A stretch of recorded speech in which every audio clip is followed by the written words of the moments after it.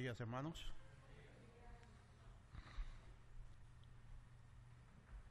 Durante las primeras participaciones de la cena, en las dos primeras pude captar un pensamiento muy interesante. La segunda fue una oración que mencionó el sacrificio de Jesucristo en la cruz del Calvario. La primera fue un himno que habló de la victoria de Jesucristo. La lucha ha ganado, grata y gloriosa noticia. La lucha, primero es un sacrificio y luego una lucha. Y estuve pensando, siempre analizo las cosas y de ahí saqué esos dos pensamientos: sacrificio y lucha. Cuando hablamos de sacrificio en la Biblia, por supuesto que el pensamiento va al Antiguo Testamento, en aquellos corderos que se sacrificaban al pie del altar por el pecado, y es pacífico. Es importante que el cordero, la oveja, no se resiste en el momento que van a matarla, según Isaías 53. Como cordero fue llevado al matadero y como oveja no abrió su boca. Es decir, la oveja en el momento que van a matarla, ella no se resiste. Y en ese caso el sacrificio es pacífico. Se desangra allí frente al altar la oveja en ese sacrificio. Ahora, cuando hablamos de lucha, de victoria, estamos hablando de una guerra, de una pelea, de un encuentro entre dos partes. Y ya esto no es pacífico. Ya esto implica fuerza, implica lucha y prácticamente diríamos hasta violencia para lograr la victoria. Cuando se habla de victoria está implicada la idea de que hubo una lucha y que una de las partes salió victoriosa sobre la otra parte. Es decir que cuando miramos la cruz, en sentido general, siempre nos inclinamos al sacrificio, a lo pacífico, a la entrega del Señor Jesucristo. Y aunque hablamos de victoria, nunca pensamos que en ese lugar se llevó a efecto una gran pelea, una gran lucha en ese lugar, donde se obtuvo la mayor victoria espiritual que puede haberse obtenido. Ahí en la cruz del Calvario. Por lo general, en ninguna reunión que se habla, que se esté adorando al Señor en la cruz del Calvario, en la cena del Señor, nadie piensa de la presencia de Satanás ahí, de la participación de Satanás en la cruz del Calvario. Nadie piensa eso. Solamente que Cristo entregó su vida, que Dios hizo juicio sobre él, que él derramó su sangre, todo eso. Pero no se piensa nunca en la presencia de Satanás en la cruz del Calvario. Vamos a revisar eso. Y vamos a leer un versículo que está en Génesis capítulo 3, versículo 15. Génesis capítulo 3, versículo 15, dice de la manera siguiente: y pondré enemistad entre ti y la mujer, y entre tu simiente y la simiente suya. Esta te herirá en la cabeza, y tú le herirás en el calcañar. Muy bien, ahí tenemos ese versículo, que esas palabras expresadas por Dios en los momentos del pecado de Adán, cuando Él está impartiéndole juicio a Adán, a Eva, a la serpiente. Y le dice así a la serpiente, que la simiente de la mujer la heriría en la cabeza, mientras que la simiente de la serpiente la heriría en el calcañar. Así está en el texto que se leímos. Pero ese texto tenemos que ver con cuidado que la idea es inversa, invertida. Si se da un golpe en la cabeza, habla de muerte. Si se da un golpe en el calcañar, no es muerte. Por lo tanto, si dice que ella te herirá en la cabeza, muerte, y tú la herirás en el calcañar, la idea es inversa. Tiene que ser que la simiente de la serpiente heriría la simiente de la mujer en el calcañar, que no va a morir, y la simiente de la mujer heriría a la serpiente en la cabeza, que hay muerte ahí. Hay que invertir el orden para que quede claro. Ahora, Dios presentó eso mientras pasaba juicio a la serpiente y sigue con otras cosas más en el capítulo 3 de Génesis. Recientemente Adán había pecado y había sido ya separado de Dios por el pecado. Ahora bien, si uno sigue leyendo en las Escrituras, a lo largo de las Escrituras, nunca más se menciona esto, nunca más. Solamente ahí en ese ratito en el jardín del Edén o fuera del jardín del Edén, ahí Dios menciona eso y no se menciona más. Los teólogos llaman el Evangelio en el Génesis el prototipo del Evangelio, o sea, el Evangelio pequeño se apunta en el Génesis. Y usted sigue leyendo y leyendo y leyendo y leyendo y no haya más referencias directas a este acontecimiento. Y jamás se menciona en la Biblia. Pero realmente no es así, sí se menciona en la Biblia. Tenemos que hacer una trayectoria desde Génesis 3 hasta llegar a la cruz del Calvario y vamos a ver entonces la exposición de ese versículo de Génesis 3:15. Si leemos en el libro de Números, en el capítulo 21, vamos a ver aquí algo que nos da una idea sobre eso. Números capítulo 21. Números capítulo 21, versos 4 al 9. Después partieron del monte de Hor, camino del Mar Rojo, para rodear la tierra de Edom, y se desanimó el pueblo por el camino. Y habló el pueblo contra Dios y contra Moisés: ¿por qué nos hiciste subir de Egipto para que muramos en este desierto?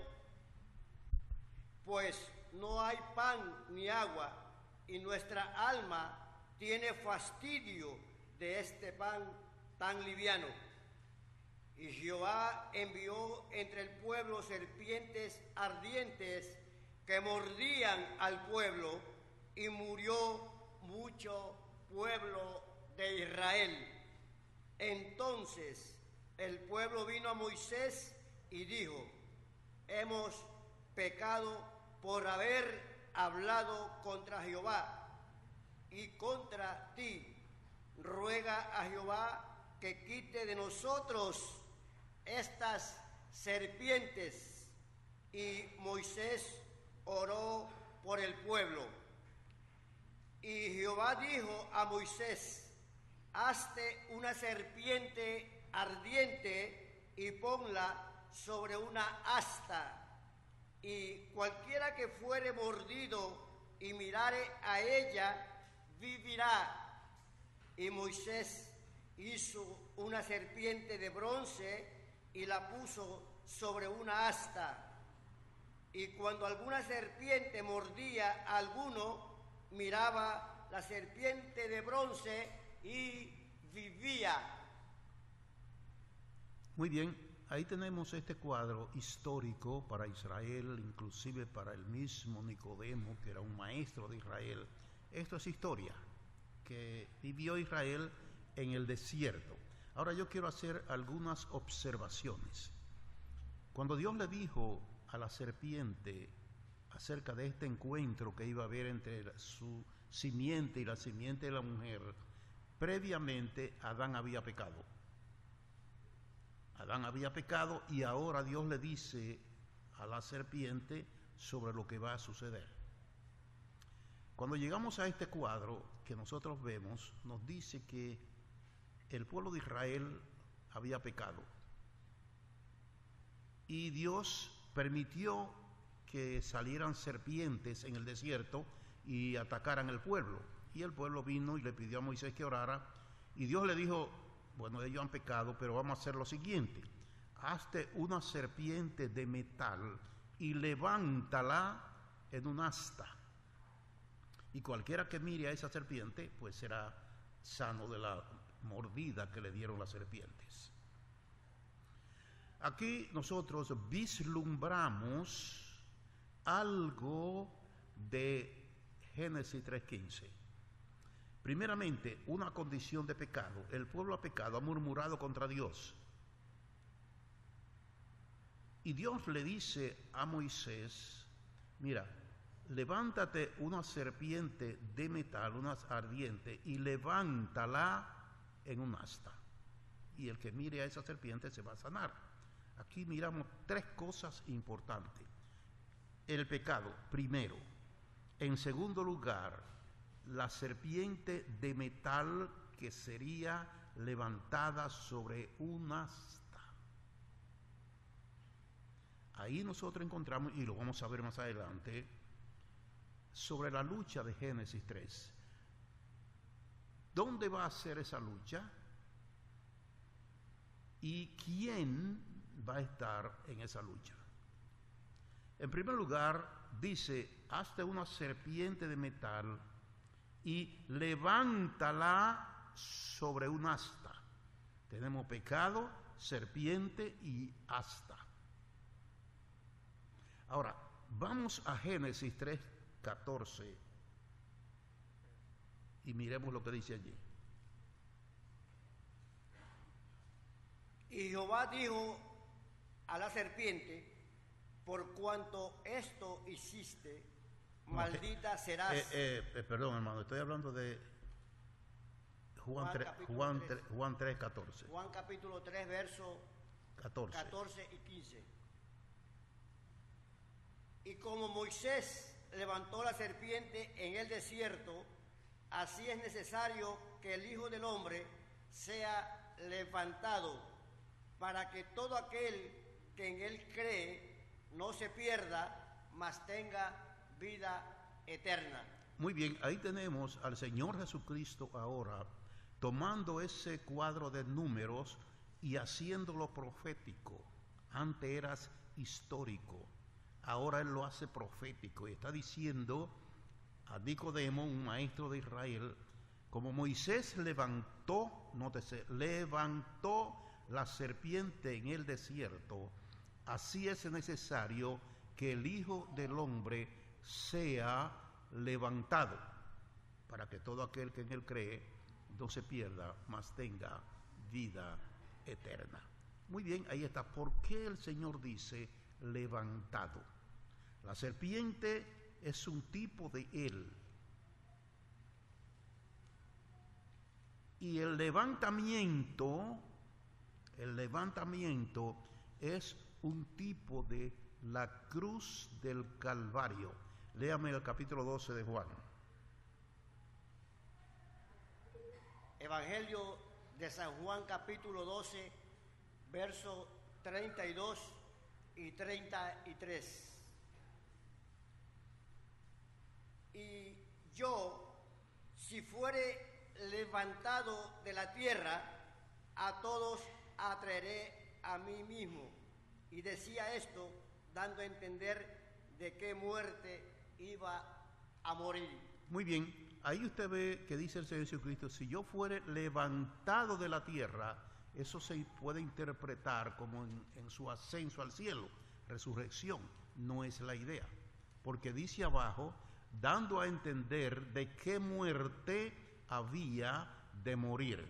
Muy bien, los judíos tenían en sus mandamientos la orden de matar personas cuando las juzgaban y habían cosas que no estaban bien. Por ejemplo, hubo un hombre que trabajaba el sábado y lo llevaron a los jueces y los jueces mandaron a apedrearlo. Hubo una pareja, unos padres que tenían un hijo rebelde y lo llevaron a los jueces y los jueces dijeron hay que matarlo. Gracias a Dios que eso no sucede hoy en día. Pero así era, Israel tenía derecho a matar. Ustedes se acuerdan que cuando Pilato le entregó al Señor Jesucristo, ellos dijeron, a nosotros no nos es permitido matar. ¿Por qué razón? Los romanos, que era el imperio de turno, le había prohibido a Israel matar. Podía hacer cualquier otro juicio, menos matar a nadie. Pero ellos tenían, por la ley, mandamientos para castigar matando. Pero, ¿qué sucede? Que lo que ellos hacían era apedrear. Ellos apedreaban a la mujer adúltera, el hombre adúltero, apedreaban muchísimas cosas. El sistema era apedrear. Empalar, que es el listón parado, y entonces atar por las dos manos arriba y por los dos pies abajo. Empalar, en casos especiales podían hacerlo, pero ellos no lo hacían. Porque tenían un mandamiento que decía, maldito todo aquel que es colgado en madero. Entonces ellos no le aplicaban a ningún judío esa condena, era apedrada. Pero dice aquí San Juan 12 que el Señor Jesucristo dijo, si fuere levantados a todos atraeré a mí mismo, dando a entender con esto de qué muerte había de morir. Es decir, no iba a morir apedreado. Para Israel había una ley de prohibición de matar a nadie. Solamente los romanos aplicaban la muerte y nunca se la aplicaban a un ciudadano romano, sino cualquier otro que no fuera romano, ellos le aplicaban esa ley. Ahora bien, San Juan capítulo 18.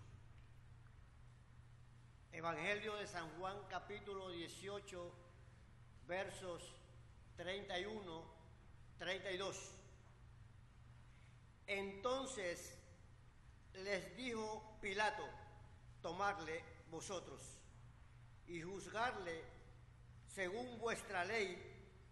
Y los judíos le dijeron, a nosotros no nos está permitido dar muerte a nadie, para que se cumpliese la palabra que Jesús había dicho, dando a entender de qué muerte iba a morir.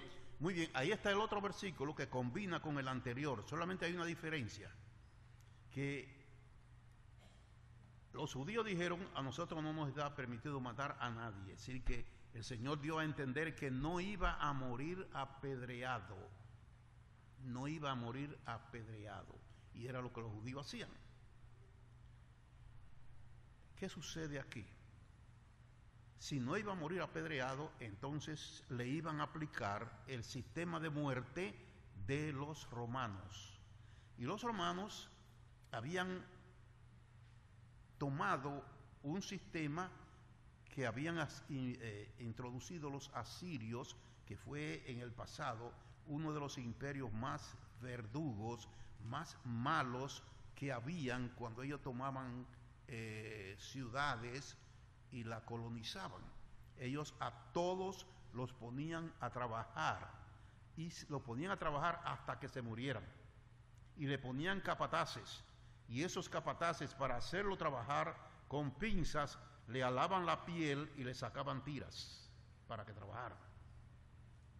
Y le hacían cualquier tipo de tortura a la gente que ellos colonizaban. Y ellos tenían también la crucifixión, que no es un instrumento de muerte. La cruz no es para matar a nadie, sino de tortura. Por eso la persona quedaba ahí 2 y 3 días, que las aves y las fieras de campo vinieran y lo destrozaran, pero en el momento, las horas de crucifixión, no lo mataban. Los romanos habían traído ese sistema hacía tiempo y lo venían practicando, pero no se lo aplicaban a ningún ciudadano romano. De manera que cuando el Señor Jesucristo dice allí, cuando sea levantado, ahí está introduciendo el concepto de la cruz. Y cuando leímos en San Juan 18, dando a entender de qué muerte había de morir, de la crucifixión que los romanos le aplicarían. Entonces, ¿qué es lo que nos trae todo esto? Desde Génesis capítulo 3, versículo 15, Números capítulo 21, Juan capítulo 3, versículo 14. Ahí que la lucha, la batalla entre la simiente de la mujer y la simiente de la serpiente se daría sobre una cruz. Y eso viene desarrollándose desde el Antiguo Testamento. Se daría sobre una cruz. Esa batalla que se anunció allá, ¿dónde se daría? Sobre una cruz. Nunca se menciona esa batalla ni antes ni después de la cruz. De manera que hay que ubicarla sobre la cruz del Calvario. ¿Entre quién? La lucha era entre la simiente de Satanás y la simiente de la mujer. Entre Satanás y el Señor Jesucristo era la batalla campal que se iba a dar allí en la cruz del Calvario.